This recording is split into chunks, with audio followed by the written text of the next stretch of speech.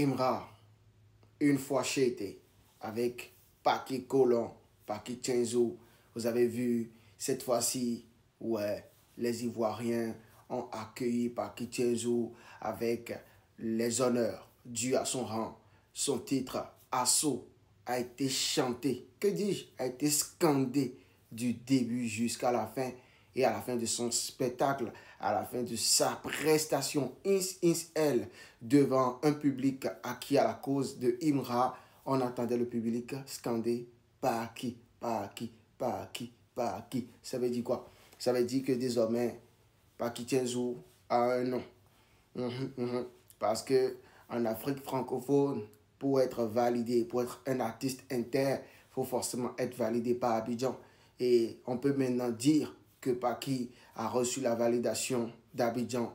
Et je pense que sa carrière est désormais placée sur une nouvelle orbite.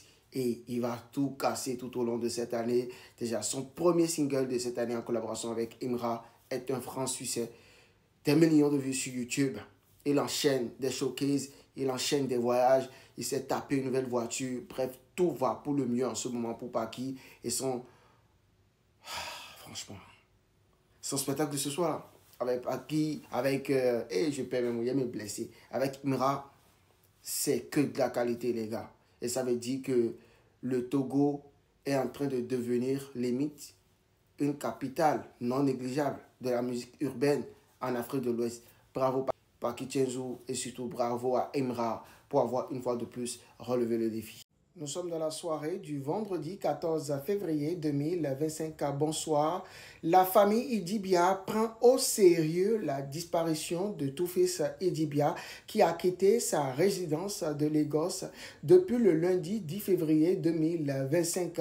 Il faut noter que dans la plainte qu'ils ont déposée à la police judiciaire du Nigeria, c'est que Two-Face Idibia a l'habitude de sortir de la maison avec des gardes du corps vu son rang social. Sauf que c'était une première le lundi dernier qu'il sort de la maison sans garde du corps. Et lorsqu'on l'appelle, il ne décroche pas. C'est plutôt Natacha qui décroche.